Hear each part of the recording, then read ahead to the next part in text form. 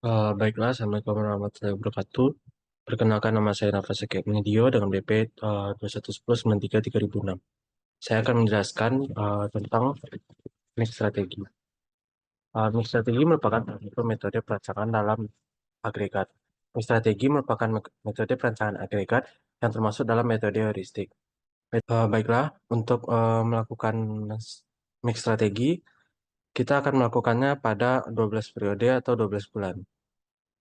Untuk data peramalan HCTA dan HCTB-nya sudah didapatkan di modul sebelumnya.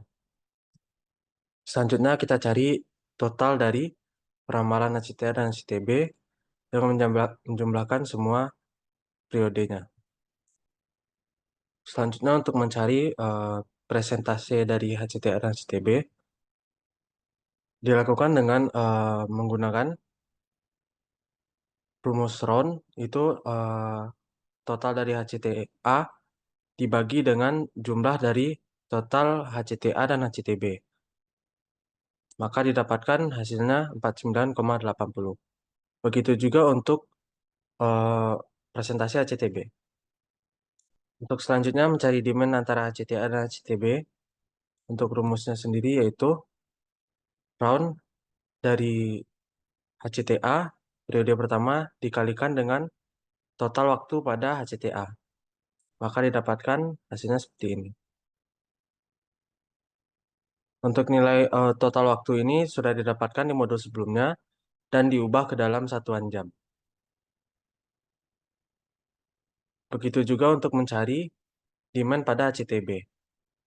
Didapatkan total untuk demand HCTA itu 7.075 dan HCTB itu 6.371. Untuk total demand-nya ditambahkan antara demand HCTA dan demand HCTB.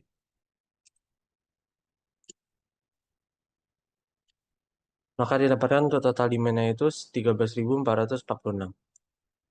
Untuk selanjutnya itu waktu kerja hari per bulan itu didapatkan dari eh, jumlah hari dalam sebulan dikurangkan dengan kalender merah pada tahun 2023. Jadi dapatkan untuk Januari 21 hari kerja sampai di Desember 19 hari jam kerja.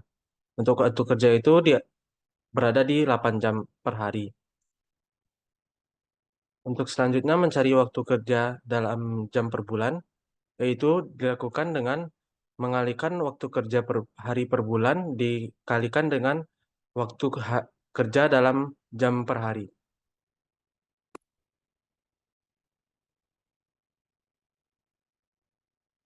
Untuk selanjutnya itu untuk menentukan demand dalam satuan orang, itu dilakukan dengan rumus yaitu total demand dalam jam dibagi dengan waktu kerja, lalu di round up.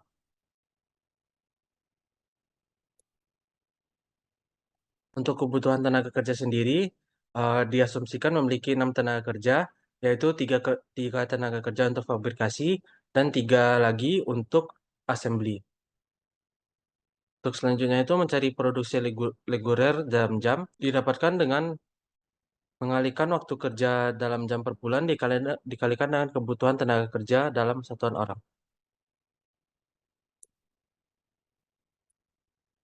Setelah didapatkan nilai dari produksi reguler, dapat dilihat bahwa nilai dari produksi reguler itu belum memenuhi untuk total demand. Maka akan dilakukannya overtime. Untuk overtime sendiri itu memiliki rumus 18 dikali dengan waktu kerja hari dalam hari per bulan dibagi dengan 5 dikali lagi dengan kebutuhan tenaga kerja. Kenapa 18? Karena overtime merupakan waktu lembur. Jadi ketentuan pada undang-undang negara Indonesia itu maksimal dalam satu minggu itu 18 jam jam kerja, dan untuk kenapa dibagi 5? Karena 5 tersebut merupakan hari dalam satu minggu kerja. Lalu untuk mencari nilai dari produksi overtime menggunakan rumus if. Ini kita menggunakan rumus if di mana rumusnya itu jika produksi reguler ditambahkan dengan inventory dalam jam kecil dari total demand, maka jika benar dilakukan lagi rumus if, total demand dalam jam itu dikurang dengan produksi reguler, dikurangkan dengan inventory jam besar dari maksimum overtime, maka jika benar akan bernilai maksimum overtime. Jika salah akan bernilai total demand dikurang dengan produksi reguler dikurang dengan inventory dalam jam. Jika kondisi if pertama tadi salah, maka dia akan berubah menjadi 0. Untuk selanjutnya itu produksi subkontrak dapat dicari dengan rumus berikut. Jika produksi overtime sama dengan nilainya dengan maksimum overtime, jika benar, maka inventory dalam jam ditambahkan dengan produksi reguler ditambahkan dengan produksi overtime dikurangkan dengan total demand. Jika salah, maka akan bernilai 0. Maka didapatkanlah nilai subkontraknya seperti ini. Untuk selanjutnya itu mencari total produksi dalam jam. Dapat kita cari dengan rumus berikut, yaitu menambahkan produksi reguler ditambahkan dengan overtime ditambahkan dengan subkontrak. Selanjutnya untuk penambahan tenaga kerja dapat kita cari dengan menggunakan rumus berikut. Menggunakan rumus if, jika kebutuhan tenaga kerja sebelum periode tersebut lebih kecil dari periode saat itu, maka akan bernilai periode saat itu dikurangkan dengan periode sebelumnya. Jika salah akan bernilai 0. Begitu juga untuk pengurangan tenaga kerja, dapat dicari dengan rumus, jika kebutuhan tenaga kerja pada sebelum periode tersebut lebih besar dari periode saat itu, maka akan bernilai periode sebelumnya dikurangkan dengan periode saat itu, dan jika salah akan bernilai 0. Untuk selanjutnya itu kita mencari nilai inventory dalam sesatuan jam. Dapat menggunakan rumus seperti berikut, yaitu dengan cara menambahkan inventory dalam jam sebelumnya, ditambahkan dengan total produksi dalam jam, dan ditambahkan dengan total demand.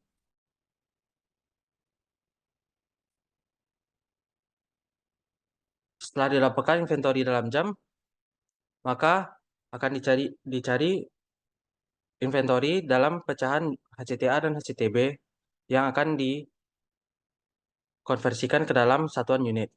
Untuk HCTA dapat kita cari dengan menggunakan rumus inventory dalam jam dikalikan dengan persentase HCTA dibagi dengan total waktu pada HCTA.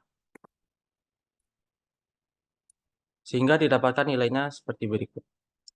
Begitu juga untuk HCTB.